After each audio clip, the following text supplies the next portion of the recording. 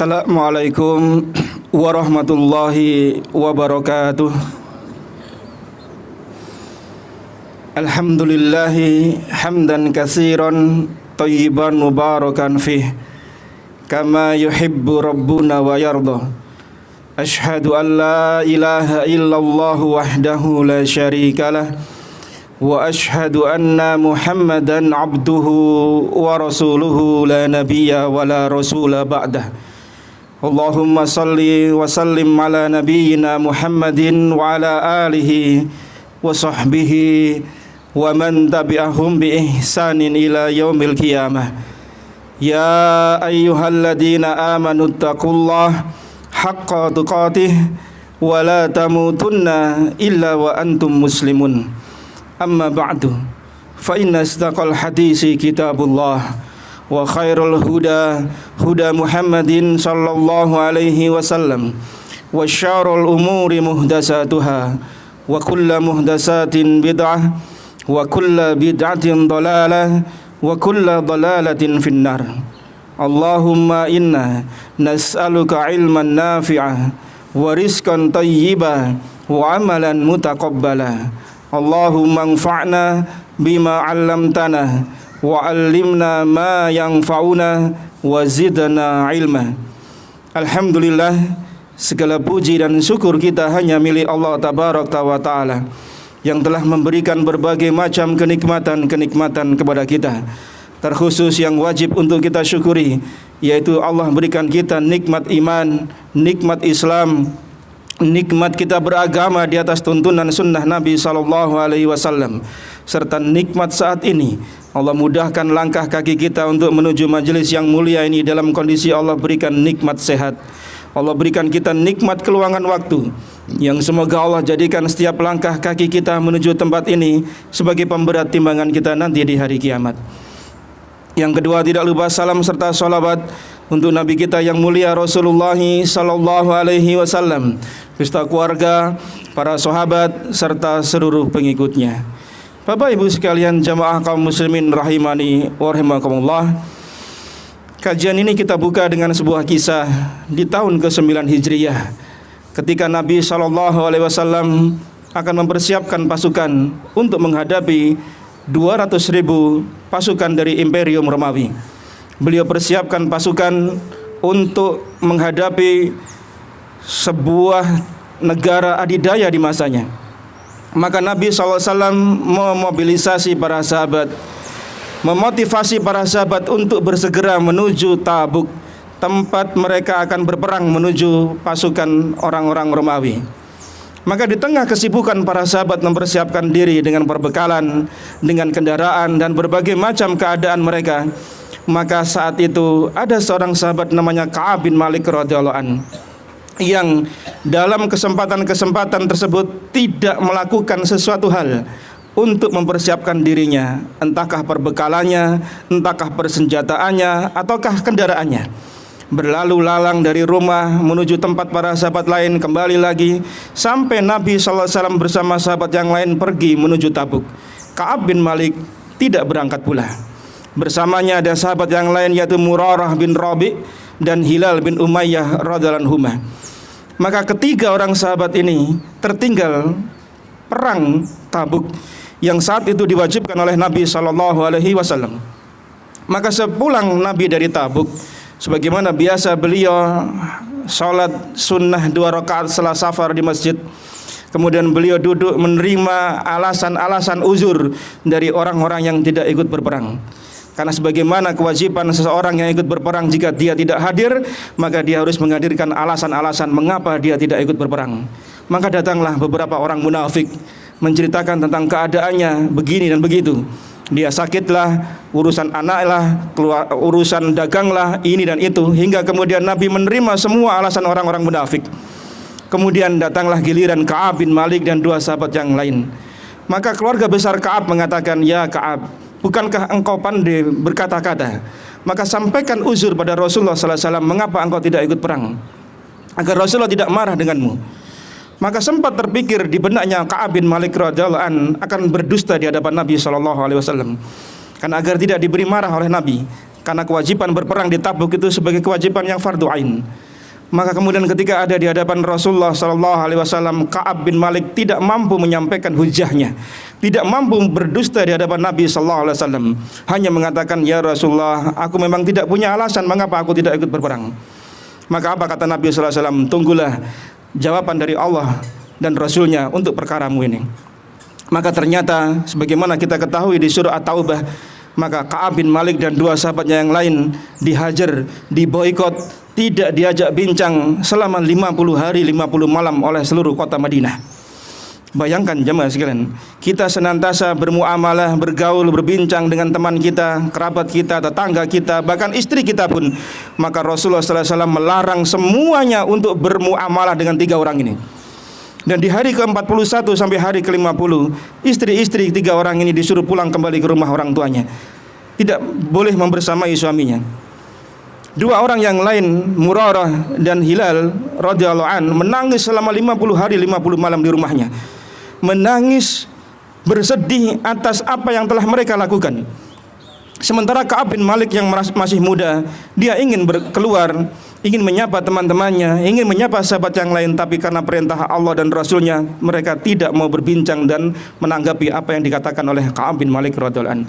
Sampai Allah turunkan beberapa ayat dalam surah At-Taubah untuk menerima taubat Ka'ab bin Malik dan dua sahabat yang lain. Apa pelajaran dari kisahnya Ka'ab bin Malik jamaah sekalian? Bahwasanya Ka'ab bin Malik andai mampu berdusta di hadapan Nabi SAW, maka Nabi akan menerima uzurnya. Toh Nabi menerima uzurnya orang munafik kok.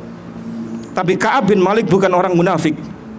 Tidak ada sifat nifak dalam diri para sahabat Nabi SAW.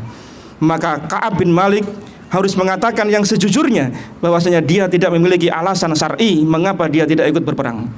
Andai Ka'ab bin Malik berdusta di hadapan Nabi saat itu, mungkin selesai urusannya.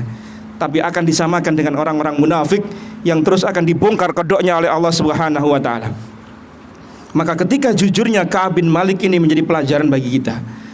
Mungkin pahit di awalnya, tapi kebaikan ada pada akhirnya. Allah maktubkan dalam Al-Quran, dibaca oleh seluruh kaum muslimin sampai yaumul kiamah, tentang diterima taubatnya Ka'ab bin Malik dan dua sahabat yang lain. Andai Ka'ab bin Malik dan dua sahabat yang lain berdusta jemaah sekalian, ayat itu tidak akan turun. Dan tetap Ka'ab bin Malik akan dihukumi sebagai orang-orang nifak, orang-orang munafik sebagaimana orang munafik yang lain. Maka jujur itu perintah Nabinya SAW. Dan dusta adalah sebuah perkara yang harus dihindari. Kata Nabi SAW di sebuah hadis riwayat Imam Muslim, hadis nomor 2607, beliau katakan, alaikum bisidq, fa inna sidqa yahdi ilal bir, wa innal bir yahdi ilal jannah. Apa kata Nabi SAW? Hendaklah kalian senantiasa jujur, karena jujur itu membawa kepada kebaikan, dan kebaikan itu menghantarkan kalian pada surganya Allah Subhanahu wa taala. Jujur jemaah sekalian membuka cakrawala kebaikan bagi seseorang. Jujur akan membuka pintu-pintu kebaikan bagi orang, dan kebaikan itu menunjukkan dirinya pada surganya Allah Subhanahu wa taala. Lihatlah kata Nabi SAW berikutnya, wa ma yazalur rajulu yasduqu wa yataharras sidq hatta yuqtaba indallahi siddiqan. Maka jika seseorang itu senantiasa jujur, andai orang lain tidak jujur, andai semua orang suka berdusta, tapi dia jujur terus, maka Allah akan catat dirinya sebagai seorang siddiqan, orang yang jujur. Hatta pun mungkin semua orang berlaku tidak jujur, maka dia tetap dicatat sebagai orang yang jujur. Kenapa? Karena jujur itu habitnya, jujur itu hobinya, jujur itu kebiasaan dirinya. Maka perhatikan sebaliknya, kata Nabi SAW, wa iyyakum wal kadzib, berhati-hatilah kalian, jauhi oleh kalian yang namanya dusta. Fa innal kadziba yahdi ilal fujur, wa innal fujur yahdi ilal nar. Karena dusta itu menghantarkan seseorang kepada keburukan, dan keburukan itu menghantarkan seseorang pada nerakanya Allah Subhanahu wa taala. Seseorang yang senantiasa berjujur, yang senantiasa dusta dalam setiap ucapannya, dalam setiap tingkah tindak tanduknya, maka membawa kepada keburukan, dan keburukan itu membawa pada nerakanya Allah Subhanahu wa taala. Dan kata Nabi SAW, yazalur rajulu yakdibu yataharral kadib hatta yuktaba indallahi kadzaban.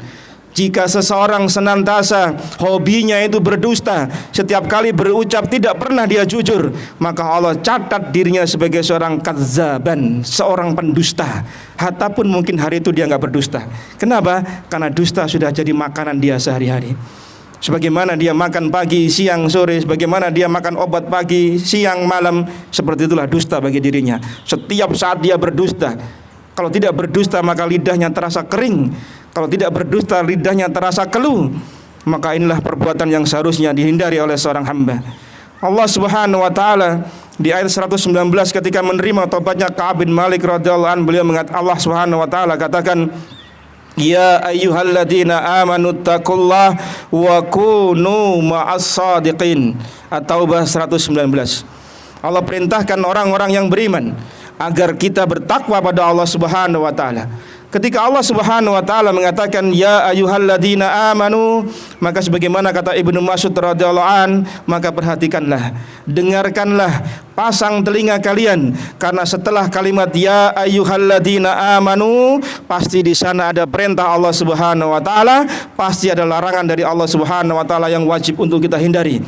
Maka Allah perintahkan apa? Ittaqullah, bertakwalah pada Allah, dan dengan takwa itu wakunu ma'as-shadiqin, bersamai orang-orang yang sidik.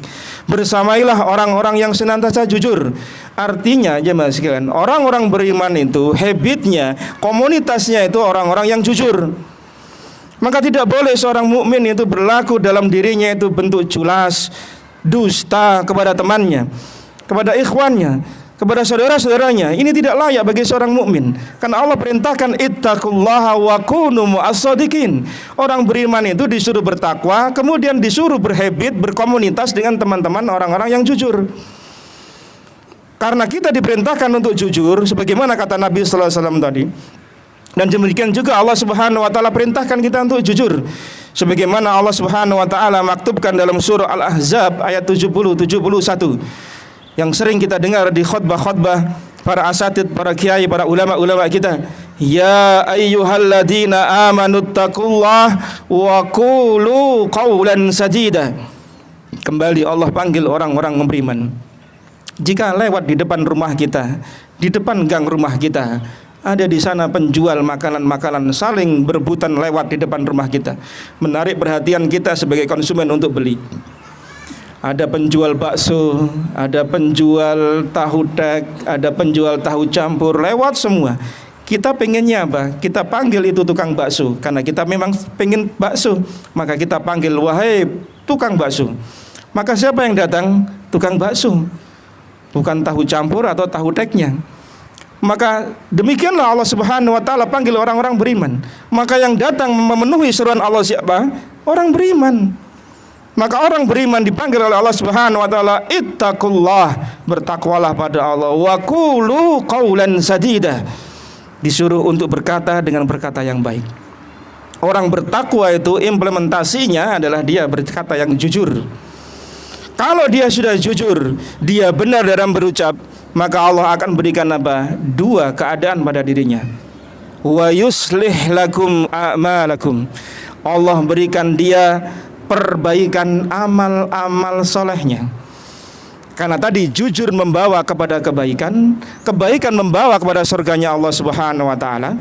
Maka ketika seseorang senantiasa wa qulu qawlan sadida, berkata yang baik, berkata yang jujur, maka jadilah kemudian dia akan diperbaiki oleh Allah Subhanahu wa taala amal-amal solehnya. Maka jika kita ingin amal-amal soleh kita diperbaiki Allah, jemaah sekalian, jujurlah, berkatalah yang benar. Walaupun kadang berkata benar itu pahit bagi kita. Sebagaimana Ka'ab bin Malik radhiyallahu an harus menerima pahitnya sebuah kejujuran. Diboikot selama 50 hari 50 malam. Bukan perkara mudah jemaah sekalian. Kalau kita tidak dianggap di sebuah kampung kita, mungkin kita masih pergi bisa ke tempat lain.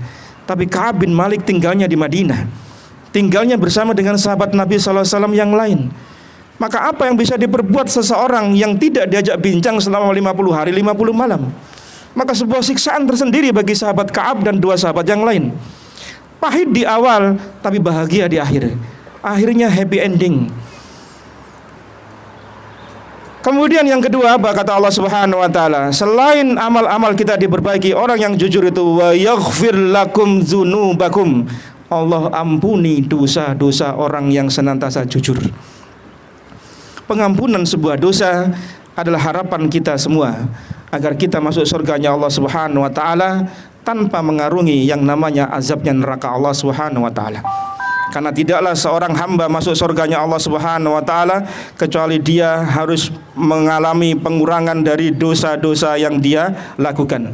Maka ketika seseorang diampuni dosanya oleh Allah Subhanahu wa taala, maka dia akan mudah untuk masuk surganya Allah Subhanahu wa taala.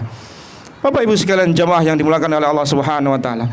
Para ulama berbeda tafsiran tentang makna hadis Nabi sallallahu alaihi wasallam, wa ma yazalur rajulu yastuku wa yataharras sidqa hatta yuktaba indallahi siddiqan.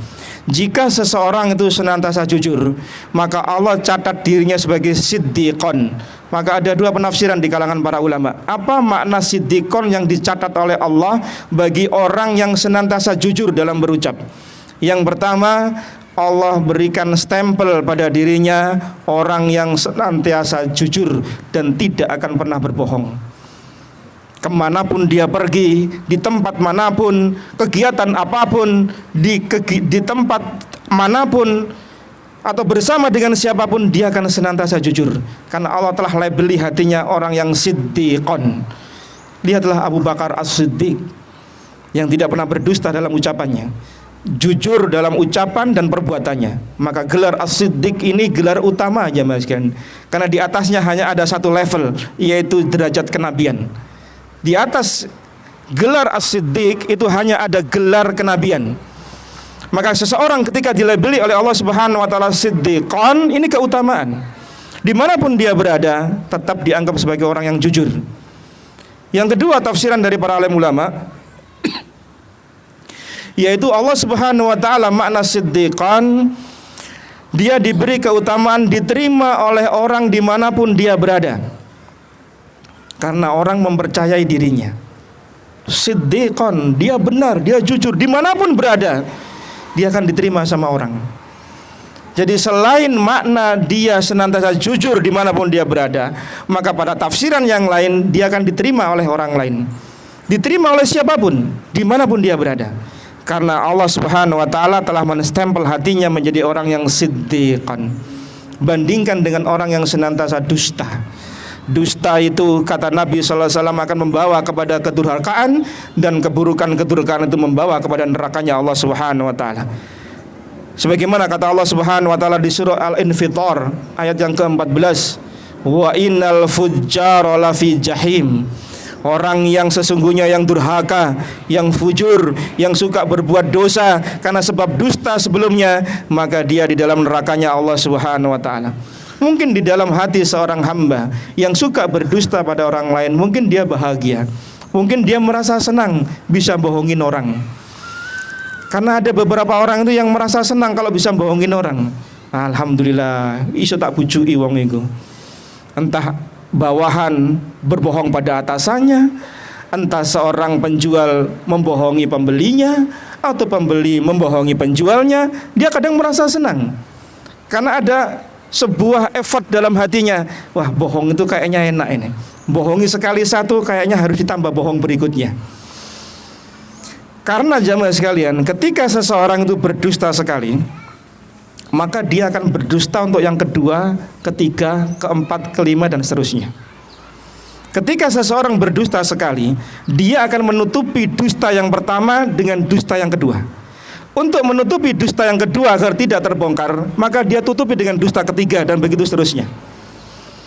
Kalau framing ceritanya tidak sama dengan yang pertama dan kedua, maka akan kelihatan kalau dia sejak awal berdusta. Pak, sampai ning tiga tahu ketok kajian, sibuk Ustadz. Apa? Sibuk ngurus dagangan. Bohong satu. Padahal dia aslinya malas datang kajian. Ditanya, dagangan apa Pak? Dia terpaksa bohong untuk yang kedua, menutupi bohong yang pertama karena cerita tentang dagangan. Maka dia berbohong untuk dagangan berikutnya. Ditanya lagi siapa yang beli, cerita lagi dusta berikutnya dan berikutnya dan berikutnya. Maka orang yang suka berdusta itu tidak nyaman dalam hidupnya. Dia akan senantiasa mengemas ceritanya dalam framing besar, sebuah kedustaan besar, untuk menutupi apa? Dusta yang pertama. Maka tidak enak jadi orang suka dusta aja, Mas kan. Dan para ulama berbeda pendapat tentang apakah dusta itu termasuk al-kabair atau dosa kecil. Apakah dusta itu masuk dosa besar, apakah dosa kecil? Para ulama berbeda pendapat. Dalam sebuah riwayatnya Imam Ahmad, beliau terkadang meriwayatkan bahwasanya dosa dusta itu termasuk dosa besar. Kadang di riwayat yang lain beliau mengatakan dosa kecil. Sebagian ulama mengatakan dasar dari dosa dusta adalah dosa besar, kecuali dia jarang melakukan. Kolo-kolo goro, tapi seringnya dusta. Tapi kalau seringnya dusta, ya maka ini sudah berbeda lagi pendapat. Tapi Allahu a'lam bishawab, karena termasuk persaksian, termasuk sebuah persangkaan seseorang pada orang lain, maka ketika dusta ini memasukkan seseorang kepada kemudaratan, maka jadilah dusta ini termasuk al-kabair. Nabi SAW sebutkan di Sahih Bukhari hadis nomor 2654, di Muslim nomor hadis 87. Beliau mengingatkan, ala unabbiukum bi akbaril kabair salasan. Nabi SAW sambil memandang para sahabat mengatakan, maukah kalian aku tunjukkan kepada dosa-dosa besar yang paling besar? Beliau ulang 3 kali. Sebagaimana kebiasaan Nabi SAW, jika beliau mengulang kalimat ini 3 kali, berarti kalimat ini penting. Kalimat ini perlu diperhatikan setelahnya. Maka kemudian beliau mengatakan setelah itu, dan Nabi kemudian para sahabat mengatakan, qalu bala ya Rasulullah, mau ya Rasulullah tentu. Maka Rasulullah SAW mengatakan, qala al-israku billah. Yang pertama yaitu mensekutukan Allah Subhanahu wa taala. Yang kedua wa uququl walidain, yaitu durhaka kepada kedua orang tua. Wa jalasa wa kana muttaqian. Nabi ketika mengatakan syirik, ketika mengatakan durhaka pada orang tua, dalam kondisi beliau bersandar. Kemudian beliau duduk. Sambil duduk beliau mengatakan faqala ala wa qaulu zur, yaitu berkata dusta. Perhatikan, berkata dusta, kata Nabi sallallahu alaihi wasallam. Jadi setelah Nabi bersandar ketika mengucapkan syirik, durhaka pada orang tua, beliau kemudian bangkit dari bersandarnya, kemudian beliau duduk sambil mengatakan yang ketiga adalah dusta. Terus beliau ulang-ulang az-zur, az-zur, sampai para sahabat mengatakan kulna laitahu sakat, andai Nabi diam. Untuk memberi penekanan bahwasanya dusta ini perkara besar, Nabi ulang-ulang kalimat tadi. Sampai para sahabat mengatakan andai Nabi diam, enggak ngulang-ulang kalimat tadi. Jamaah yang dimuliakan oleh Allah Subhanahu wa taala. Karena besarnya dosa dusta, sampai Nabi SAW menyebutkan tentang dusta itu tidak boleh walaupun hanya sekedar candaan, untuk membuat orang lain tertawa, untuk membuat orang lain senang, itu juga sebuah kesalahan. Kata Nabi SAW di Abu Dawud nomor 4990, di Tirmizi nomor hadis 3315, wailul lilladzi yuhaddisu fayakdibu liyudhika bihil qaum wailul lahu wailul lahu. Kata Nabi SAW, celakalah orang yang jika berbicara kemudian dia berdusta hanya untuk membuat orang lain tertawa. Celaka dia, celaka dia. Nabi ulang kembali. Ini untuk menunjukkan bahwasanya dusta ini walaupun niatnya baik untuk menyenangkan orang, tapi candaannya ini dusta, bohong dia. Itu berdusta, itu dosa. Apalagi bukan untuk candaan, serius. Bagaimana kadar dosanya? Bertambah aja mas kalian. Maka seorang mukmin di hadis riwayat Musnad Imam Ahmad, Nabi katakan yudbi'ul mu'min alal khilali kulliha illal khiyanah wal kazib. Tidak ada pada perangai orang mukmin itu khianat dan dusta. Perangainya orang mukmin itu tidak ada khianat dan dusta, tidak ada. Berarti orang mukmin itu amanah, orang mukmin itu jujur. Bapak Ibu sekalian jamaah yang dimuliakan oleh Allah Subhanahu wa taala.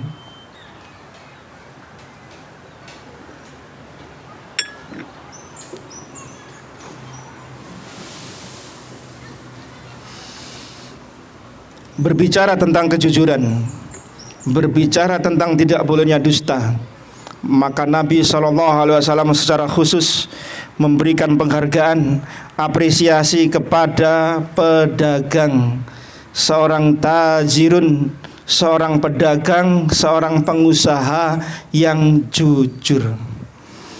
Sebagaimana judul tema kita di pagi hari ini, modal seorang pedagang, maka kita sampaikan beberapa hal terkait dengan seorang pedagang secara khusus dan profesi yang lain secara umum. Di sebuah hadis riwayat Imam Tirmizi, hadis nomor 1209 dengan sanad hasan, Nabi SAW bersabda, "At-tajiru as-saduq al-amin ma'an nabiyyin was-siddiqin wasyuhada." Seorang pedagang yang jujur lagi amanah, maka dia bersama dengan para nabi, para siddiq, dan para syuhada. Nabi memberikan rekomendasi kepada pedagang yang jujur, amanah lagi, dia akan bersama di sorga nanti bersama dengan para anbiya, para siddiq, dan para syuhada. Karena di sana jamaah sekalian, akhlakul karimah itu penting untuk dikedepankan bagi seorang pedagang. Karena akhlakul karimah akan membawa kebaikan pada diri seorang hamba, tidak hanya bagi pedagang, siapapun dirinya.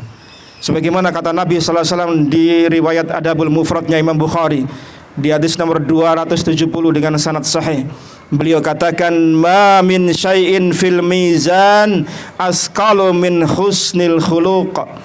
Tidaklah ada sesuatu yang lebih berat di mizannya Allah Subhanahu wa taala melainkan akhlak baiknya seorang mukmin. Akhlak baik seorang mukmin, terkhusus pedagang, itu akan membawa kepada kebaikan dirinya di akhirat kelak, jamaah sekalian. Bisa jadi seseorang itu masuk surganya Allah dengan lewat akhlakul karimahnya sebagai seorang pedagang. Bisa jadi sebaliknya masuk nerakanya Allah Subhanahu wa taala karena dia tidak mengindahkan adab-adab akhlaknya sebagai seorang pedagang. Sebagaimana tadi kita sebutkan, seorang pedagang mendapatkan keutamaan, mendapatkan kedudukan bersama dengan para nabi, para siddiq, para syuhada jika dia jujur dan amanah. Dan ganjaran ini bisa diperoleh jika seseorang melakukan dua tadi. Tapi sebaliknya, kata Nabi sallallahu alaihi wasallam di riwayat Imam Ahmad pula, disahihkan oleh Ibnu Hibban dan yang lainnya, Nabi sallallahu alaihi wasallam bersabda tentang perkara tidak baik akhlaknya seorang pedagang, "Innat tujara humul fujjar." Seorang pedagang itu orang yang fajir, orang yang suka berbuat dosa. Maka dikatakan pada Rasulullah sallallahu alaihi wasallam, heran para sahabat, "Qila ya Rasulullah, awalaisa qad ahalallahul bai'?" Ya Rasulullah, bukankah Allah menghalalkan jual beli? Pedagang kan jual beli, bukankah Allah halalkan? Lalu mengapa panjenengan menyebutkan seorang pedagang yang jual beli itu sebagai orang fajir, orang yang suka berbuat dosa? Maka beliau sallallahu alaihi wasallam berkata, qala bala, benar, Allah halalkan jual beli, Allah haramkan riba, pedagang masuk pada ranahnya jual beli. Walakinnahum, akan tetapi mereka para pedagang, kata Nabi sallallahu alaihi wasallam, yuhaddisuna fayakdibuna wa yahlifuna wa ya'samun. Kata Nabi sallallahu alaihi wasallam, benar, tapi mereka para pedagang itu suka berbicara dusta, suka bersumpah, dan jika mereka melakukan itu mereka berdosa. Jadi kalau pedagang itu jujur dan amanah, maka dia bersama para anbiya, para siddiqin, para syuhada. Jika dia suka berdusta, suka banyak bersumpah, maka jadilah kemudian dia mendapatkan dosa dan sebagai orang fajir, orang yang suka berbuat dosa.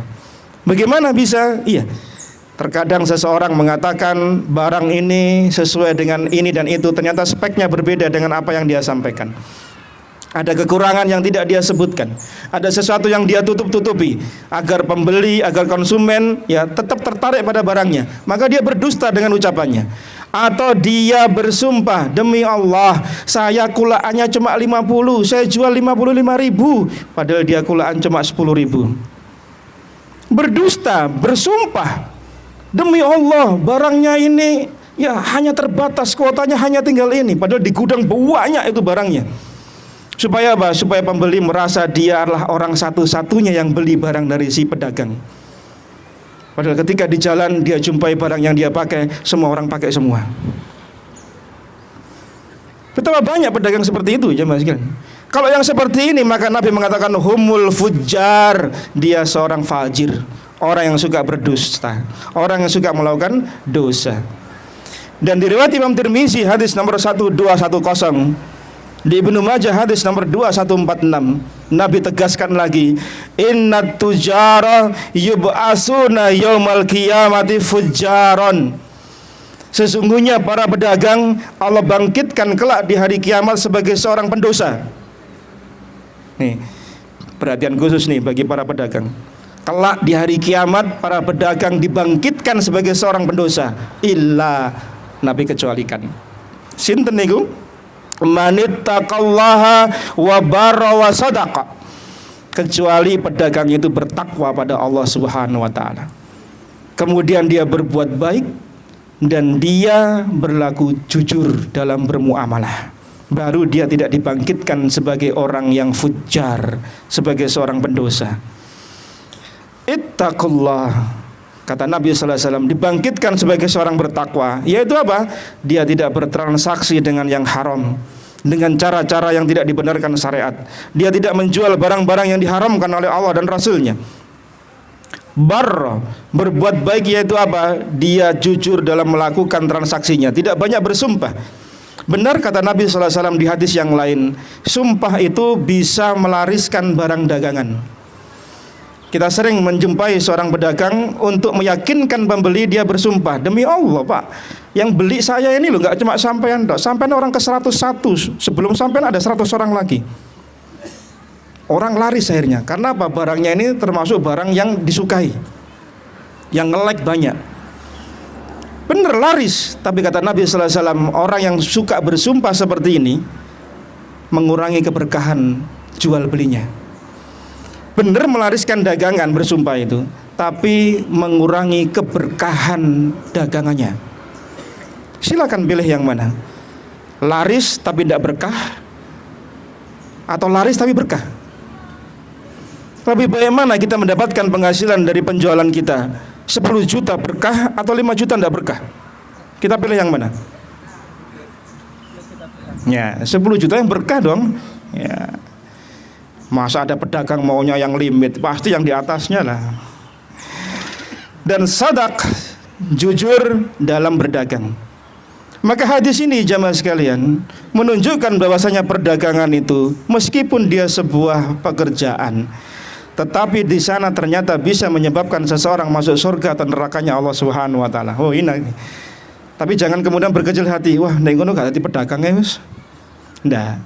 Justru dengan kita berlaku jujur, maka akan membawa kebaikan pada diri kita.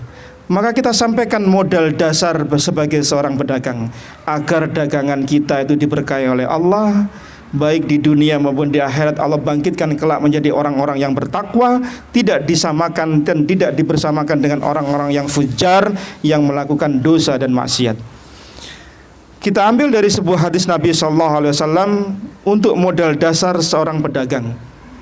Di riwayat Imam Ahmad di hadis nomor 6652, di Al-Hakim di Mustadraknya hadis nomor 7876, di Imam Al-Baihaqi di Syu'batul Imannya di hadis nomor 4463, dan disahihkan oleh Syalbani rahimahullah taala. Dari sahabat Abdullah bin Amr radhiyallahu an, Nabi SAW bersabda, arba'un idza kunna fika fala alaika ma fataka minad dunya. Ada 4 perkara yang jika 4 perkara ini ada pada dirimu, maka dunia yang luput darimu tidak masalah bagimu. Ada 4 perkara yang jika andai dunia ini lepas dari diri kita, maka 4 ini akan membawa kebahagiaan pada diri kita. Apa itu? Yang pertama adalah hifdzu amanah, Seorang pedagang harus mampu menjaga amanah. Seorang pedagang ketika bermuamalah harus bisa menjaga amanah harta orang yang bertransaksi dengan dirinya. Kalau dia kerjasama dengan orang lain, dia harus amanah. Kalau itu bukan barangnya, maka dia pun harus amanah. Kalau ada sifatnya kerjasama dengan orang lain, dia harus amanah dengan pemberi amanah. Karena amanah ini adalah sebaik-baik hal yang harus dijaga. Sebagaimana kata Allah Subhanahu wa taala, betapa banyak orang yang ketika kerja dalam berdagang, dalam bekerja sama tidak amanah. Allah sebutkan di surah Shad ayat yang ke-24, wa inna katsiran minal khulata'i la yabghi ba'dhum 'ala ba'd illa alladziina amanu wa 'amilus salihati wa qalilum mahum. Memang banyak di antara orang-orang yang berserikat bekerja sama dalam hal perdagangan, dia berbuat dolim satu sama lainnya. Secara umum Allah sebutkan ketika kita kerjasama, ya, entah yang satu pemilik modal, yang satu pelaku usahanya, maka secara umum banyak orang yang saling dolim mendolimi. Maka orang-orang yang seperti ini itu dicela oleh Allah Subhanahu wa taala, illa, kecuali siapa? Orang yang beriman, yang melakukan amal-amal saleh, dan jumlah mereka qalilum mahum, jumlah mereka sedikit. Jumlah mereka yang jujur amanah dalam bertransaksi bekerja sama jumlahnya sedikit. Secara umum orang yang sedang melakukan transaksi perdagangan itu sering tidak amanah.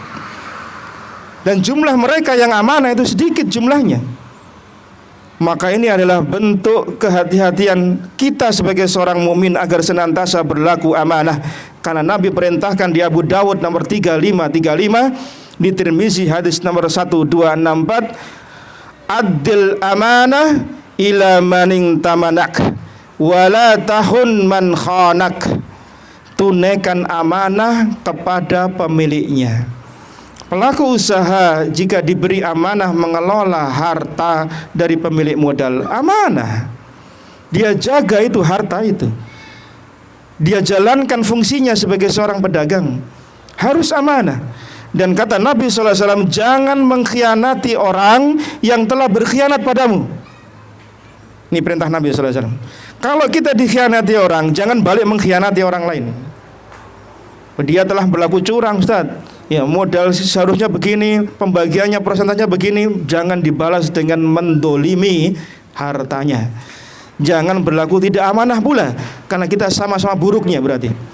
Kalau dia berlaku buruk karena tidak amanah, maka itu dosa dia. Jangan dibalas dengan tidak amanah pula, berarti kita sama-sama buruknya, ya. Nabi mengingatkan kita dalam kerjasama, dalam jual beli, tidak boleh saling mengkhianati. Lihatlah Nabi SAW, lihat Nabi, akhlak Nabi SAW. Bukankah Nabi SAW sebelum menjadi Rasul, sebelum diangkat menjadi Nabi, bergelar Al-Amin, orang yang terpercaya? Siapa yang tidak percaya sama Nabi SAW di kota Mekah?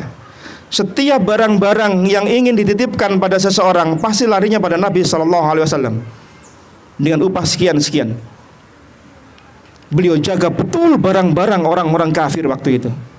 Dan ketika beliau hijrah ke Madinah, 3 hari sebelum beliau hijrah, beliau amanahkan kepada Ali bin Abi Thalib radhiyallahu anhu, ya Ali, kembalikan barang ini pada si fulan, barang ini pada si fulan, barang ini pada si fulan. 3 hari sebelum beliau hijrah, beliau kembalikan semua barang-barang yang dititipkan pada beliau sallallahu alaihi wasallam. Andai yang dititipi itu adalah kita, yang nitip itu orang yang mangkel sama kita, yang musuhi dakwah kita, yang sering khianat sama kita, barangnya ada di rumah kita. Kita mau pergi dari kota ini, lalu diapakan barang ini? Diangkut sekalian. Mumpung sing duwe wis gregetno kudu ngibeng ya wis kowe barangnya. Lihat akhlak Nabi sallallahu alaihi wasallam. Beliau kembalikan semua barang-barang orang yang memusuhi beliau, yang mendolimi dakwah beliau, kembali pada sang pemiliknya, utuh tanpa rusak satupun. Karena sifat amanah itu melekat pada diri seseorang. Amanah itu ibarat DNA, dimanapun dia berada, maka amanah ini ngikuti orangnya. Maka lihat Nabi sallallahu alaihi wasallam, andai pun beliau dicurangi, dikhianati dalam berdakwah, toh tetap beliau tidak membalas itu dengan khianat pula. Dengan apa? Mengembalikan barang itu utuh. Kalau yang dititipi kita itu habis barang itu sudah. Mumpung kita pergi dari kota ini, diangkut pisan naik. Ini perlu dirusak barangnya. Wong yang gregetno ya. Saya dakwah ke sini tidak boleh, dakwah ke situ tidak boleh, wes hancurin aja barangnya. Tapi Nabi sallallahu alaihi wasallam tidak. Ini menunjukkan bahwasanya bekal berharga bagi seorang mukmin ketika bermuamalah, ketika berdagang terkhusus adalah dia amanah. Yang kedua, bekal seorang pedagang model dasarnya kata Nabi sallallahu alaihi wasallam ini sidqu hadis, berkata yang jujur. Pedagang tidak boleh dusta, nggak boleh goro, tidak boleh membujuki konsumen. Karena Nabi sallallahu alaihi wasallam sebutkan di Bukhari hadis nomor 2079, al-bayyi'ani bil khiyari ma lam yatafarraqa. Dua orang penjual dan pembeli ada hak khiyar, hak pilih mau lanjut transaksi atau batal selama masih ada di lapaknya. Selama pembeli sama penjual masih di satu tempat, atau kalau online mungkin masih chattingan online, maka itu masih dianggap satu lapak. Selama itu maka ada hak khiyar antara pembeli sama penjual untuk merampungkan transaksinya atau membatalkan. Ya. Fa in sadaqa bayyina burika lahuma fi bai'ihima. Jika keduanya antara pembeli sama penjual jujur menyebutkan tentang barangnya, tentang penjual menyebutkan dia punya uang sekian, ya, saya bisanya beli sekian, penjual mengatakan barangnya speknya ini dan itu, dia jujur, maka Allah akan berikan keduanya transaksi ini keberkahan. Jadi kalau kita ingin berkah jemaah sekalian, jujurlah dalam berdagang, jujurlah dalam menjual barang-barang kita, jangan nutup-nutupi aib barang kita. Jujurlah. Loh, kalau dibuka semua Ustaz, open Ustaz, barang saya nilainya turun, risiko yang harus ditanggung. Misal jual beli mobil, ada cacat itu mobil pernah ketabrak, ketemper trotoar, tronton misalnya, bawa 2 ton, ya, ketemper mobilnya, kemudian dikatakan enggak, cuma kesenggol anak kecil naik sepeda latihan itu loh. Dipoles kemudian dijual. Dia dusta. Berdusta nutupi kekurangan barangnya. Andai pun juga terjual dengan harga yang dia sampaikan, maka mungkin dia dapat harta banyak tapi tidak berkah. Harta yang tidak berkah itu cepat dapat, cepat keluar. Cepat kita dapat, cepat habisnya. Yakinlah. Dan saya yakin 1000%. Harta yang kita dapat kalau nggak berkah, cepat keluarnya aja mas kan. Entah untuk ini, untuk itu yang kadang tidak jelas juntrungnya kenapa. Ya. Maka berhati-hatilah untuk urusan ini. Wa in katama wa kadzaba muhiqqat barakatun bai'ihima. Jika penjualnya atau pedagangnya keduanya suka nyembunyiin speknya barang, kekurangannya, dia berdusta, maka dicabutlah oleh Allah keberkahan dari transaksi tadi. Maka modal dasar seorang pedagang jujur. Jangan suka nggoroin orang, ya, dengan alasan ingin menaikkan omset dagangan, ya, ingin menaikkan laba penjualan dan seterusnya, maka ini tidak dibenarkan. Memang jamaah sekalian, seorang manusia, seorang hamba, terkhusus mungkin pedagang, ya inginkan dapat laba banyak. Karena memang seseorang itu Allah berikan sifat wa tuhibbunal mala hubban jamma. Kecintaan kepada harta itu sangat banyak. Karena sifat manusia itu ada 2 terhadap harta. Jamu' manu'. Suka ngumpul-ngumpulkan harta. Itu kita itu. Suka ngumpul-ngumpulin harta. Kalau kita enggak suka ngumpulin harta, bukan kita berarti itu, bukan manusia itu. Kemudian sifat yang kedua ini yang tercela, suka nahan harta.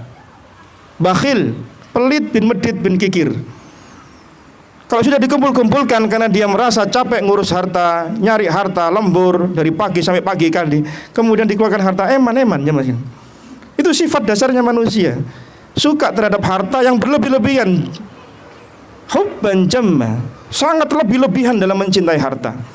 Tetapi jika harta ini terlalu merekatkan hatinya hingga kemudian dia jauh dari Allah Subhanahu wa taala, maka harta ini tidak memberi keberkahan pada hidupnya. Hartanya tidak memberi ketenangan pada hidupnya. Maka seorang pedagang diperintahkan oleh Nabi SAW untuk jujur.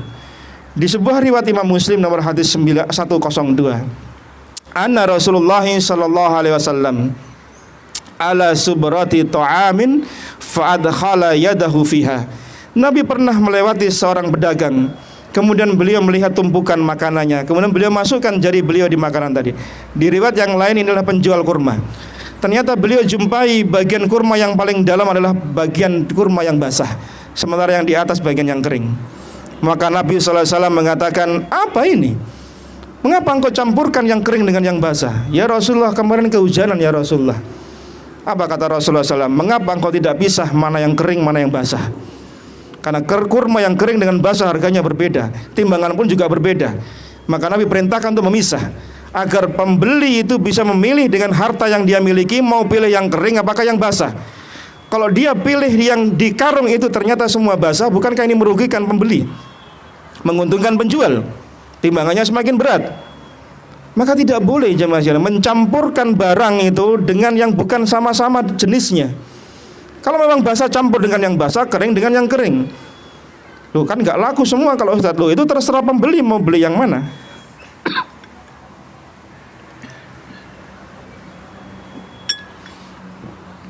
Karena haknya pembeli. Benar kata pepatah, pembeli itu raja. Dia berhak dengan uangnya dia beli ini beli itu, terserah dia. Maka tugas kita sebagai seorang pedagang, tunjukkan sifat jujur kita ya dengan tidak menutup-nutupi apa yang kita jual.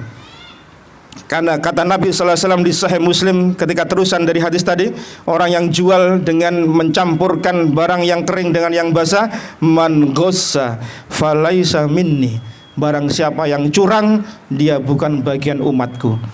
Curang dalam berdagang dosa besar. Karena kaidah al-kabair dosa besar ketika ada peniadaan dari kesempurnaan umatnya Rasulullah sallallahu alaihi wasallam. Ketika disebut falaisa minni, falaisa minna, maka berarti dosa yang dilakukan termasuk dosa besar. Karena Nabi meniadakan kesempurnaan dari umatnya Rasulullah sallallahu alaihi wasallam. Maka wahai pedagang, jujurlah dalam berkata. Jangan suka membohongi konsumen. Di Muslim nomor 106 Nabi bersabda, salah satun la yukallimuhumullahu yaumal qiyamah. Ada 3 golongan yang Allah tidak akan mengajak bincang dirinya. Wala yanzuru ilaihim, tidak akan memandang dengan pandangan rahmat kepadanya. Wala yuzakkihim, dan tidak akan mensucikan dirinya dari dosa. Walahum azabun alim, dan akan mendapatkan siksa yang pedih. Ada 4 hukuman bagi 3 golongan ini. Tidak diajak bincang sama Allah, tidak dipandang oleh Allah, tidak disucikan dari dosa-dosanya, diberi azab yang pedih. Faqaraha Rasulullah SAW salasan, Nabi sebut ulang 3 kali. Yang pertama adalah al-musbil, orang yang melabuhkan pakaiannya melebihi mata kakinya. Orang yang isbal, melebihkan kainnya melebihi mata kakinya, itu termasuk orang yang tidak diajak bincang sama Allah, tidak disucikan, tidak dipandang, diazab oleh Allah. Maka sebagian kita yang sudah ikut majelis-majelis taklim ya, bukan orang awam, masih kadang malu-malu untuk menaikkan kainnya di atas mata kaki. Masih abu-abu, masih samar-samar. Ini mata kaki, kainnya di sini. Naikkan jemaah sekalian di atas mata kaki. Karena perintahnya Nabi SAW di atas mata kaki. Yang diazab neraka itu yang di bawahnya. Nah, ini kadang-kadang masih abu-abu, tengah-tengah ini. Engko nek ketok ewan-ewan ditarik celanane mendhuwur maneh. Kenapa malu jemaah sekalian? Menjalankan sunnah Nabi SAW mestinya bangga. Ishhadu bi anna muslimin, tunjukkan saya ini orang muslim. Orang-orang kafir itu loh, kalau hari Ahad itu loh bangga, bawa kitabnya taruh dada ini, pergi pakai pakaian yang paling bagus. Nah, kita kadang taklim itu, ya mohon maaf kadang pakaian ala kadarnya. Tapi saya lihat di sini jamaah masya Allah, ya berbenah dengan pakaian yang indah yang mereka punya. Barakallahu fikum, semoga antum semua diberkahi oleh Allah Subhanahu wa taala. Yang kedua, wal mannan, suka mengungkit-ungkit pemberian orang lain. Al-mannan itu ada di bab Al-Kabair, itu mengungkit-ungkit jasanya, mengungkit-ungkit kebaikan pada orang lain. Tidak harus pemberian berupa materi, tapi apapun kebaikan yang diberikan pada orang lain diungkit-ungkit, itu al-mannan, dan terancam dengan 4 ancaman di hadis tadi. Tidak diajak bincang Allah, tidak dipandang Allah, tidak disucikan dari dosa, dan diazab dengan azab yang pedih. Sampean kemarin kan yang masukkan saya ke perusahaan kan saya. Kalau nggak ada saya loh, sampean nggak masuk ke perusahaan itu. Al-mannan, ngungkit-ngungkit jasa. Karena orang al-mannan, jemaah sekalian, yang ngungkit-ngungkit jasa itu merasa lebih superior daripada orang yang dia bantu. Ini dilarang, ya. Yang ketiga terkait dengan bab kita, wal munafiqu sil'ata bil halfil kazib, orang yang melariskan barang dagangannya dengan cara bersumpah dusta. Jadi laris ini jemaah sekalian. Siapa yang beli barang ini? Ini barang ini ya ori, padahal KW 10. Di tempat lain, di lapak lain enggak ada, ini paling murah ini, padahal dia paling mahal. Supaya orang datang untuk membeli barangnya. Makanan saya ini paling enak, yang lain tidak enak. Ya bagi lesat, bagi lidahnya enak. Ini dia berdusta. Yang seperti ini tidak diperbolehkan. Bagi seorang pedagang ini sebuah aib. Ini modal dasar jamaah sekalian. Yang ketiga, modal dasar seorang pedagang husnul khaliqah, berakhlak mulia. Seorang pedagang haruslah memiliki perangai akhlakul karimah dalam berdagang agar dia bisa mendapatkan keberkahan dari akhlaknya.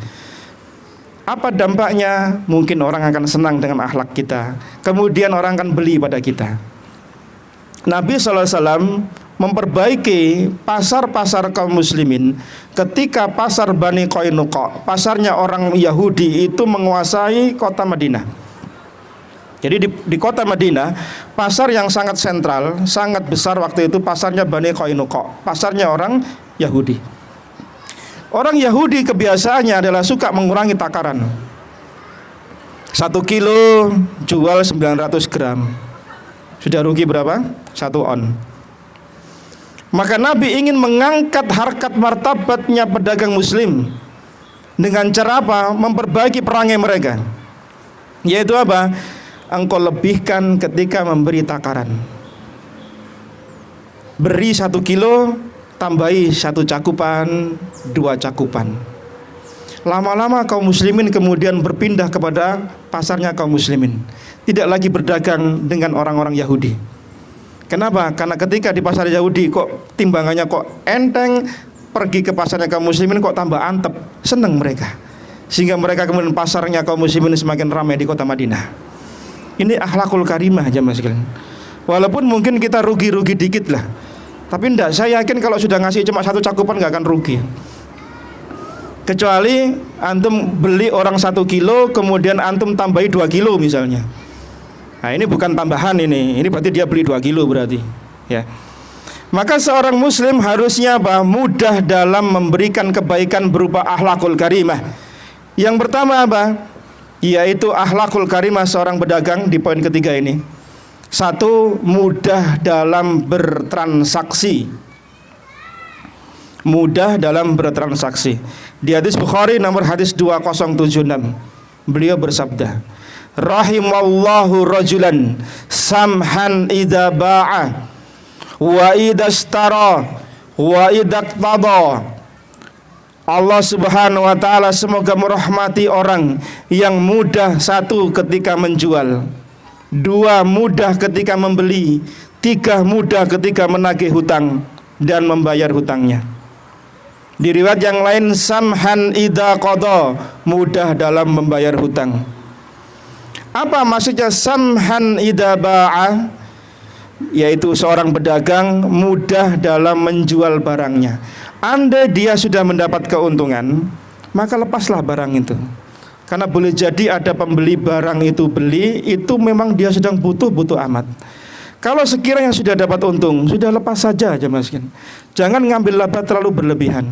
Memang benar kita tidak disyaratkan harus ngambil laba berapa. Mau antum ngambil laba 200% pun tidak masalah. Kita kulaan barang 10.000, kita jual misal harga 60.000. Pedagang yang lain jualnya 50.000. Ini sudah untung berapa? Untung banyak ini. Maka andai ada orang menawar, Pak, 45.000 ya, karena di pasar sebelah itu 50.000. Antum lepas saja, karena antum sudah dapat untung banyak. Karena tidak ada patokan kita harus untung berapa persen, tidak ada. Yang penting harga pasaran mengikuti arus yang terjadi. Kemudian orang yang membeli tidak merasa keberatan dan antum sudah dapat untung. Jadi mau 1000% sekalipun tidak masalah. Karena patokan persentase laba tidak dihitung. Silakan antum mau beli apa. Boleh jadi ada orang itu naik bertingkat-tingkat, berlapis-lapis labanya, karena dia ngambil langsung dari produsennya, dari petaninya, sehingga nilai operasional untuk angkut barangnya ya itu dipangkas, sehingga antum bisa lebih dapat banyak. Sehingga ketika dijual sedikit saja di bawah harga pasaran yang ada, kita sudah untung. Maka andai ada orang menawar di bawah itu, lepas saja barangnya, antum sudah untung soalnya. Maka ini maksudnya samhan idza ba'a, mudah dalam menjual. Ya, jangan bikin ribet itu pembeli, kasihan. Ya, mungkin dia sedang butuh. Ya. Yang kedua, samhan idza ishtara. Semoga Allah merahmati orang yang mudah ketika membeli. Jadi kalau beli menawar, maka jangan terlalu neritil. Itu biasanya bapak-bapak itu. Kalau ibu-ibu jarang. Jarang yang enggak maksudnya. Kalau sekiranya yang kita tawar itu ya tidak masuk akal, ya jangan jemaah sekalian. Kasihan penjualnya mau ngelepas barang itu loh, repot dia. Nanti akan muncul satu akad yang tidak terpenuhi, yaitu apa? Saling ridho di antara penjual dan pembeli. Kalau kita nawar barang, misal penjualnya kulaan 30, dijual 50, kita nawar 25.000. Untungnya di mana pembeli penjualnya? Kalau kita beli 30, kasihan itu penjualnya tidak dapat untung. Maka mudahlah dalam menawar. Ya, ini saya ingatkan pada pembeli, mudahlah dalam menawar. Kalau misal kita tahu harga pasaran umum, ya tawarlah kira-kira ya selayaknya lah, penjualnya bisa dapat untung. Ya, jangan langsung pangkas separuh harga. Nanti pikiran kita gini, wis jan noe engko lak diceluk engko. Ternyata sampai pulang ke rumah enggak dipanggil-panggil kita. Nah, biasanya gitu. Kalau tinggal lah engko enggak diceluk engko. Soalnya dia butuh. Enggak, yang butuh kita kok kadang. Maka mudahlah dalam membeli. Dan para alim ulama kita sering memberikan nasihat kepada kita jika kita ingin bersedekah kepada seseorang yang mungkin dagangannya tidak terlalu banyak laku, mungkin barangnya tidak banyak diminati orang, maka belilah tanpa menawar. Karena itu bentuk sedekah yang elegan, bentuk sedekah yang tidak menyakiti hati orang. Karena kadang ada orang itu yang tidak mau diberi dengan cuma-cuma. Dia harus melakukan sesuatu untuk mendapatkan apa yang diberikan pada dirinya. Maka jangan kemudian beri percuma, jangan beli cuma-cuma, tapi berilah sesuatu barangnya kemudian nggak usah ditawar. Atau berilah harga ketika kita beli nominal uang kita, yang kembaliannya sudah Pak sampun bawa aja. Itu bentuk sedekah lain. Maka ini orang yang mudah dalam membeli. Kemudian yang ketiga kata Nabi sallallahu alaihi wasallam, semoga Allah merahmati samhan idaqtada, orang yang mudah ketika menagih hutangnya. Ketika seseorang jatuh tempo pembayaran, maka dia mudah dengan mengatakan, ya sudah, kalau panjenengan belum ada maka saya tunda sepekan depan, bulan depan, dan seterusnya. Maka ini termasuk orang yang dirahmati oleh Allah Subhanahu wa ta'ala, karena memudahkan orang yang sedang kesulitan perihal hutang piutang. Di hadis yang lain dengan tambahan samhan idza qada, mudah dalam membayar hutang. Nah ini juga, jadi ada dua sisi. Pemilik uang mudah dalam memberikan tempo, yang punya uang mudah dalam mengembalikan uangnya. Jangan buleti kayak benang yang buleti masuk ke air yang nggak bisa diurai. Bundeli yang kemudian kalau ditagih belesetnya bolak-balik. Ya, kalau sudah ditagih itu tidak kelar-kelar, ujungnya WA diblokir. Kemudian tidak saling sapa, nek ketemu melengos. Nah ini ciri-ciri kalau sudah mulai nggak ridho ini bayar ini. Ya. Nabi pernah didatangi oleh seorang yang menagih hutang pada Nabi SAW dengan pinjaman Nabi itu onta usia 2 tahun. Kemudian Nabi perintahkan seorang sahabat, lihat di Baitul Mal, ada nggak onta 2 tahun, bayarkan pada orang ini. Datang pada Nabi SAW, orang ini mengatakan, ya Rasulullah, tidak ada ya Rasulullah, onta usia 2 tahun, adanya 3 tahun. Ya sudah, ambil itu, berikan pada orang tadi. Sambil Nabi berkata, semoga Allah merahmati orang yang mudah dalam membayar hutang. Jadi di antara adab orang membayar hutang itu boleh melebihkan uang yang dia berikan pada orang yang kita berhutang. Nabi harusnya bayar onta 2 tahun, tapi beliau bayar yang 3 tahun. Karena onta 2 tahun dengan 3 tahun tentu berbeda harganya. Maka Nabi melebihkan pembayarannya, dan itu diperbolehkan. Kenapa? Sebagai bentuk balas budi kita, terima kasih kita kepada orang yang telah membantu kita ketika kita masa kesulitan. Yang tidak boleh adalah ketika ada syarat di awal, yaitu ada kelebihan dari pembayaran. Tapi inisiatif kita sendiri, karena kita merasa orang ini sudah berbuat baik sama kita, kita lebihkan, itu tidak mengapa aja. Dan ini maksudnya dari mudah dalam membayar hutang. Maka semoga Allah Subhanahu wa ta'ala melapangkan rezeki kita untuk bisa melunasi hutang-hutang kita. Amin. Yang kedua, yaitu memberi kelapangan dalam menagih hutang. Ini pembahasan tersendiri.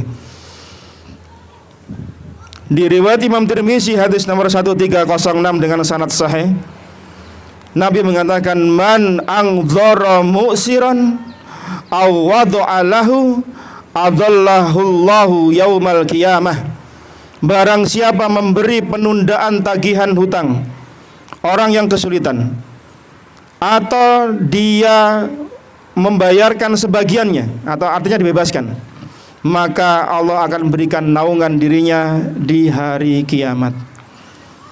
Jadi sebagai seorang pedagang, ya mungkin kita sedang bertransaksi dengan teman kita, kerabat kita, saudara kita, kolega kita. Maka jika kita ingin mendapatkan naungan Allah Subhanahu wa ta'ala di yaumul qiyamah, maka mudahkan mereka ketika sedang kesulitan membayar hutang yang sudah jatuh tempo.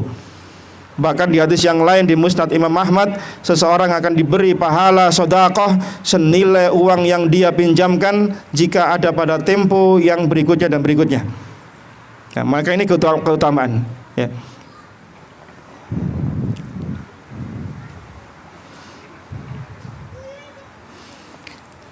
Termasuk akhlakul karimah seorang pedagang adalah menerima pengembalian barang. Ini biasanya nggak disukai ini.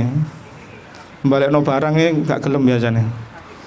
Lihat kata Nabi sallallahu alaihi wasallam di Ibnu Majah nomor 2199. Disesuaikan oleh Syekh Albani. Man aqala musliman aqala lahu Allahu asratahu yaumal qiyamah.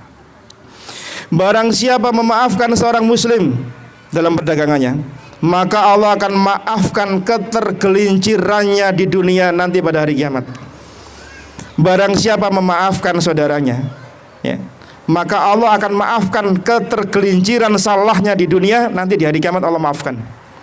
Apa bentuk pengembaliannya? Yaitu mungkin karena sudah berpisah, kemudian tidak cocok barangnya, dikembalikan. Hukum asalnya mengembalikan barang yang sudah lepas dari lapak, sudah lepas dari transaksi itu tidak boleh. Karena kan tadi hak khiyar kan ada pada ketika ada majelis. Ketika sudah berpisah, berarti sudah menjadi miliknya barang si A, ini milik uang kita. Ternyata qadarullah yang beli tidak cocok barangkali. dikembalikan sama kita. Maka kalau kita mau menerima pengembalian tadi, memaafkan, maka Allah akan maafkan kita nanti di hari kiamat. Al jaza min jinsil amal. Maka sebenarnya tidak elok kalau ditulisan di toko itu barang yang sudah dibeli tidak dapat dikembalikan lagi. Ada kan tulisan kayak gitu ya? Iya. Karena pedagang tidak mau rugi. Padahal Allah menginginkan kita dimaafkan dengan cara apa? Menerima pengembalian. Asalkan tidak habis dipakai 2 tahun gitu ya, kemudian dipulihkan gitu ya. Gak cocok Pak sepeda wis 2 tahun lagi gak enak tak balekno maneh, ndak boleh kalau gitu. Panjenengan lah untung make lah. Nah, karena memang secara hukum tidak diperbolehkan, tapi ketika kemudian ada pemaafan kita, Allah berikan pahala. Ya. Nah, yang keempat, modal dasar seorang pedagang iffatun fi tu'mah, makan makanan yang halal. Sebenarnya tidak hanya bagi pedagang, tapi siapapun orangnya. Tetapi karena pembahasan kita seorang pedagang, maka seorang pedagang harus menjaga iffah dirinya, kehormatan dirinya dengan memakan hanya yang halal-halal saja. Karena Nabi mengancam orang yang makan makanan yang haram. Di Imam At-Tabrani diriwayatkan dari di Mujam As-Saghirnya, kullu lahmin nabata min sukhdi fannar aula bih. Semua daging yang tumbuh dari harta haram, maka daging itu layak untuk disantap oleh nerakanya Allah Subhanahu wa taala. Daging yang tumbuh dari harta haram, maka layak dia masuk nerakanya Allah Subhanahu wa taala. Jangan sampai kemudian transaksi kita ini mengandung hal-hal yang goror, hal-hal yang penuh tipu-tipu, tidak jelas, ya, menipu konsumen. Ini tidak boleh. Ini harta haram jamaah sekalian. Termasuk komoditas yang kita jual haram, maka jadilah kemudian hasil yang kita makan pun jadi haram. Maka seorang pedagang, terutama secara umumnya adalah seorang muslim, harus menjaga iffah dirinya dari memakan harta yang haram. Lihat kisahnya Abu Bakar As-Siddiq radhiyallahu anhu. Kisah yang luar biasa, diriwayatkan di Bukhari hadis nomor 3842. Kana li Abi Bakrin gulamun yukhrijullahu al-kharaj wa kana Abu Bakrin ya'kulu min kharajih. Abu Bakar itu punya seorang budak, yang budak itu bekerja pada Abu Bakar, dan beliau memakan dari hasil kerja budaknya. Faja'a yauman bi syai'in fa'akala minhu Abu Bakrin. Suatu hari sang budak ini membawa makanan kepada Abu Bakar, kemudian diberikan pada Abu Bakar, dan Abu Bakar makan makanan si budak tadi, karena sebagaimana biasanya seperti itu. Faqala lahul gulam. Kemudian sang budak bertanya kepada Abu Bakar tuannya, "Ya tuan, atadri ma hada? Tahukah Anda makanan ini dari mana?" Faqala Abu Bakrin, "Wa ma huwa?" Apa itu? Qala, kata sang budak, "Kuntu tahakkathu lil insan fil jahiliyah." Dahulu saya ketika masa jahiliyah itu epok-epok membo jadi dukun. Jadi dukun abal-abal. Wa ma ahsinul kihanah. Kemudian saya pura-pura jadi dukun yang baik. Illa anni khada'tu. Kemudian isinya hanya menipu mereka. Falakiyani fa'atani bidalik. Lalu orang tadi nemui saya, terus ngasih makanan ini. Fahada alladhi akatat minhu. Dan kemudian saya berikan pada panjenengan. Jadi budaknya Abu Bakar ini dulu ketika masa jahiliyah itu suka epok-epok jadi dukun. Terus orang yang didukuni itu ternyata percaya, terus terima kasih ngasih makanan. Makanan itu dikasihkan pada Abu Bakar. Apa yang dilakukan Abu Bakar? Fa'adkhala Abu Bakrin yadah faqa'a kulla syai'in fi batni. Abu Bakar memasukkan jari tangannya ke mulutnya, diloloh sampai muntah semua isi makanannya. Di riwayat yang lain, andai pun yang keluar harus nyawa saya, maka saya akan lakukan agar makanan tadi keluar. Lihat betapa tawaduknya, waroknya Abu Bakar As-Siddiq radhiyallahu an menjaga dirinya agar tidak termasuki makanan-makanan yang subhat, makanan-makanan yang haram. Maka tidak salah kemudian Abu Bakar menjadi sahabat yang mulia. Sa'ad bin Abi Waqqas radhiyallahu an, yang doanya senantiasa mustajabah, yang senantiasa diterima oleh Allah Subhanahu wa taala, pernah berkata pada Rasulullah sallallahu alaihi wasallam, "Ya Rasulullah, ud'allah ayyaj'alani mustajabat da'wah." Ya Rasulullah, doakan aku pada Allah agar senantiasa kalau saya berdoa, doa saya diterima sama Allah Subhanahu wa taala. Apa nasihat Nabi? Ya Sa'ad, atib mad'amak takun mustajaba ad-da'wah. Jika engkau ingin doamu diijabahi Allah, maka makanlah makanan yang halal saja. Maka tidaklah Sa'ad bin Abi Waqqas berdoa mengangkat tangan ke arah langit kecuali doanya akan dikabulkan oleh Allah Subhanahu wa taala. Sampai pun ketika Umar bin Khattab radhiyallahu anhu menjadi khalifah, beliau pernah melakukan sesuatu hal yang dipandangkan Sa'ad bin Abi Waqqas tidak tepat, maka Sa'ad akan mengangkat tangannya pada Allah Subhanahu wa taala berdoa. Maka langsung Umar merangkul tubuhnya Sa'ad, "Ya Sa'ad, sudah, jangan berdoa pada Allah." Umar bin Khattab takut kalau Sa'ad bin Abi Waqqas mengangkat tangan ke hadarat Allah, Allah turunkan doanya. Apa kuncinya? Sa'ad senantiasa menjaga makanannya dari yang Allah haramkan. Tidaklah yang masuk kepada tubuhnya Sa'ad pada asar yang lain kecuali aku tahu sumbernya dari mana. Ketika Sa'ad ditanya oleh para sahabat yang lain, "Ya Sa'ad, mengapa doamu sering dikabulkan sama Allah dibanding sahabat yang lain?" Maka beliau mengatakan, "Tidaklah makanan dan minuman yang masuk pada tubuhku kecuali aku tahu sumbernya dari mana." Maka kunci seorang hamba, jemaah sekalian, boleh jadi mungkin dia pakaiannya bagus, ya pakainya perlente, hiasannya yang dipakai, ya outfitnya barang-barang mahal-mahal semua, tapi diperoleh dari hasil yang haram. Boleh jadi orangnya badannya gemuk, kekar, tapi diperoleh dari makanan yang haram.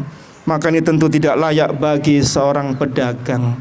Maka modal dasar seorang pedagang tadi, maka hendaklah kita jadikan acuan. 4 tadi itu, yaitu yang pertama apa? Jujur. Yang kedua amanah, maaf. Yang kedua jujur. Yang ketiga berakhlakul karimah. Yang keempat senantiasa menjaga dari makanan yang diharamkan oleh Allah Subhanahu wa taala. Ini modal dasar berharga bagi seorang pedagang. Dan mungkin saya kira tidak hanya seorang pedagang, siapapun dirinya. Kenapa disebut khusus pedagang? Karena tadi Nabi ancam pedagang itu kebanyakannya sebagai orang pendosa. Maka untuk mereduksi dosa tadi itu, maka kita tampilkan dalam perdagangan kita 4 akhlakul karimah tadi, 4 modal dasar tadi, yaitu agar Allah Subhanahu wa taala memberikan keberkahan kepada dagangan kita. Apapun dagangan kita, apapun jenisnya, dengan siapapun kita bertransaksi, maka 4 modal ini monggo untuk ditampilkan. Jangan sampai ada stigma buruk pedagang muslim itu tidak jujur. Mending bertransaksi sama orang kafir, kacek-kacek sewu gak popo, tapi jujur lah. Bukankah ini anomali terbalik? Nabi ketika di Madinah dulu merubah stigma berpikir orang untuk transaksi pada orang Yahudi dengan memberikan akhlakul karimah pada pedagang muslim agar jujur. Lalu kemudian kita balik, ketika keadaan itu sekarang kita mayoritas kemudian menjadi orang gak jujur. Bukankah menjadi anomali terbalik, jemaah sekalian? Kita tutup dengan sebuah kisahnya Abdurrahman bin Auf radhiyallahu anhu. Beliau adalah seorang sahabat Nabi SAW yang hartanya itu tersebar di mana-mana. Sepertiga penduduk Madinah itu pernah bermuamalah dengan Abdurrahman bin Auf dalam urusan hutang piutang. Sepertiganya lagi berurusan dengan Abdurrahman bin Auf dengan dilunasi hutang-hutangnya. Sepertiga penduduk Madinah disilaturahimi dengan hartanya Abdurrahman bin Auf. Artinya seluruh penduduk kota Madinah sudah pernah urusan uang dengan Abdurrahman bin Auf dan aman-aman saja. Apa yang beliau lakukan? Padahal kita tahu ketika hijrah dari Mekah ke Madinah, Abdurrahman bin Auf tidak membawa satu modal pun. Perdagangan yang beliau bina di kota Mekah beliau tinggalkan. Aset-asetnya beliau tinggalkan di kota Mekah. Datang ke kota Madinah hanya membawa bekal tubuh semata. Dipersaudarakan oleh Nabi sallallahu alaihi wasallam dengan Sa'ad bin Rabi', orang kayanya Madinah. Sa'ad bin Rabi' menawarkan separuh hartanya. sebagian rumahnya, dan satu dari dua istrinya. Silakan kau pilih mana wanita istri yang kau suka, aku ceraikan, masa idah habis, silakan kau nikahi. Apa jawaban Abdurrahman bin Auf? Dullani ilas suq, tunjukkan aku jalan ke pasar. Kenapa? Karena basicnya Abdurrahman bin Auf skillnya seorang pedagang. Maka ketika kita berdagang ya mas kan, skill itu harus ada. Maka paradigma berpikir kalau mau berdagang harus modal dulu, itu tidak mutlak. Abdurrahman bin Auf itu tidak punya modal masuk pasarnya Bani Qainaqanya orang Yahudi. Entah apa yang beliau perbuat di pasarnya orang Yahudi. Masuk pagi, menjelang sore beliau sudah pulang dengan membawa minyak samin dan keju. Tidak bawa modal. Jadi modal itu tidak mutlak bagi seorang pedagang, karena dia bisa join dengan orang lain. Abdurrahman bin Auf masuk ke pasarnya orang Yahudi tanpa modal. Keluar sore hari dari pasar itu membawa minyak samin dan keju. Begitu seterusnya, yang dibawa semakin banyak, hingga kemudian beliau bisa membeli emas sebesar biji kurma. Kemudian beliau menikah dengan gadisnya orang Ansor. Maka ketika kita sudah memiliki usaha, kita sudah memiliki rezeki, sudah lulus kuliah misalnya, tidak usah lama-lama nikah, langsung nikah. Yang sudah punya satu, kok nggak tambah-tambah rezekinya? Ya tambah usahanya maksudnya, tambah dagangnya sing kenceng gitu ya. Antum mau berpikir mau tambah lagi R2, saya nggak nyuruh loh ya. Jadi ketika Abdurrahman bin Auf radhiyallahu an masuk kota pasarnya Madinah Bani Qainaq Yahudi, itu tidak banyak modal. Tapi rentang berapa waktu kemudian beliau sudah menjadi pedagang suksesnya di kota Madinah. Salah satu kuncinya Abdurrahman bin Auf yang ini jarang kita lakukan adalah ketika beliau bermuamalah dengan para sahabat jual beli, beliau tidak pernah memberikan hutang. Barang dagangannya harus cash, tidak mau diutangi para sahabat. Cek kejemir Abdurrahman bin Auf, mbek bolo dhewe lho, diutangi lho gak gelem. Apa Abdurrahman ini pelit? Bakhil? Enggak, wong hartanya kemana-mana kok. Karena harta yang diperoleh dari labanya jual beli, beliau tebarkan kembali kepada kaum muslimin. Karena di antara bentuk runtuhnya perekonomian adalah ketika ada hutang itu terstruktur, sistematik, dan jadi habit kita. Kalau hutang itu hanya sesekali, karena Nabi juga berhutang, bahkan menggadaikan baju perang beliau pada orang Yahudi, maka hutang boleh. Cuma kalau jadi habit, jadi hobi, jadi kebiasaan, ini yang merusak perdagangan kita. Abdurrahman bin Auf tidak mau menghutangi barang-barangnya. Beliau membagi dengan tegas, konco ya konco, urusan muamalah ya muamalah, sodako ya sodako. Ini saya lagi kerja, ojo diutangi. Tapi kalau urusan sodako, seluruh kota Madinah terpercii harta sodakohnya Abdurrahman bin Auf. Maka jangan dipandang Abdurrahman bin Auf kejam dalam bertransaksi, tidak. Justru dengan cash yang beliau miliki, maka modal beliau tidak bertambah banyak. Artinya apa? Tidak numpuk modal banyak, tapi keuntungan terus jalan. Lihat kalau ada seorang pedagang yang senantiasa memberikan hutangan kepada pembeli, dia harus numpuk modal 2-3 kali lipat di belakang. Kelihatannya tersebar uangnya di mana-mana, tapi uangnya nggak ada aslinya. Kan ada penjamin. Nah, penjamin inilah yang kemudian menjadi hutang terstruktur. Hingga kemudian kita gampang kalau yang punya kartu gesek. Ada yang masih punya kartu gesek di sini? Mudahnya dia kemana-kemana gesek, gur gesek itu aslinya apa? Utang. Sehingga kemudian lebih besar pasak daripada tiang. Maka belilah sesuai kemampuan kita. Umar bin Khattab radhiyallahu anhu ketika putra-putranya meminta pakaian baru kepada khalifah, kepada ayahnya, ya ayah, lihat anak-anak kaum muslimin yang lain ketika hari raya pakai baju baru. Kenapa kita anaknya khalifah kok bajunya meiki-iki tok ae? Tunggu sampai ayahmu punya rezeki. Berapa nunggunya? Setahun yang akan datang. sifat qanaahnya Umar bin Khattab radhiyallahu anhu. Padahal beliau bisa kirim kata BLC memo kepada bendahara negara, tambahkan gaji saya, kasih anak-anak saya pakaian, bisa. Khalifah kok. Tapi Umar tidak mau mengajari anak-anaknya setiap apa yang diminta pasti didapat. Ajarkan anak-anak kita apa yang mereka minta jangan selalu diberi, jemaah sekalian. Karena mereka akan kurang menghargai barang yang mereka miliki kelak. Karena pasti mindset berpikir mereka, ayahku kalau saya minta pasti dibelikan. Nggak rusak tuku mana mesti ono. Iya kalau orang tuanya ada terus. Kalau ndak ada hartanya gimana? Maka ajarkan anak kita effort dalam memperoleh harta tadi. Entah kemudian dilihat, kamu hafal surat ini nak, apakah kamu sholat subuh nak? Kalau engkau begini begitu, ayah belikan ini. Kalau ayah punya rezeki, ini effort. Ini upaya anak agar mereka bisa menghargai barang yang mereka miliki. Karena ketika mereka akan merusak, weh iki golek susah iki. Aku poso sik sebulan Ramadan. Nanti ayah baru kasih 5.000 setiap harinya kalau saya maghrib. Bukan begitu kita dulu. Anak-anak kita pun kita perlakukan seperti itu kan kadang. Tidak apa-apa ini kalangan para ulama membolehkan. Untuk apa? Memberikan motivasi pada mereka. Nanti lama-lama kalau sudah dewasa mereka berpikir bukan hanya dunia tapi untuk akhiratnya. Maka semoga Allah Subhanahu wa taala jadikan kelapangan rizki kita dengan rizki yang halalan thayyiban mubarak. Semoga Allah yang Maha Rahman, Maha Rahim senantiasa karuniakan keluarga kita keluarga yang sakinah mawaddah warahmah. Allah karuniakan anak-anak kita menjadi anak-anak yang soleh dan solehah, yang menjadi qurrata ayun, penyejuk pandangan mata kedua orang tuanya. Semoga Allah Al-Ghafar, Al-Ghafur mengampuni dosa kita, dosa kedua orang tua kita, dosa seluruh kaum muslimin. Semoga Allah Asy-Syafi angkat sakit kita, berilah kesembuhan kepada kita, keluarga kita, saudara-saudara kita yang sedang sakit.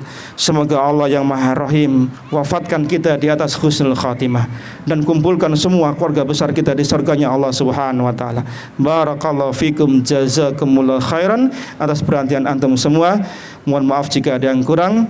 Kita akhiri dengan doa. Subhanakallahumma wa bihamdika asyhadu an la ilaha illa anta astaghfiruka wa atubu ilaik.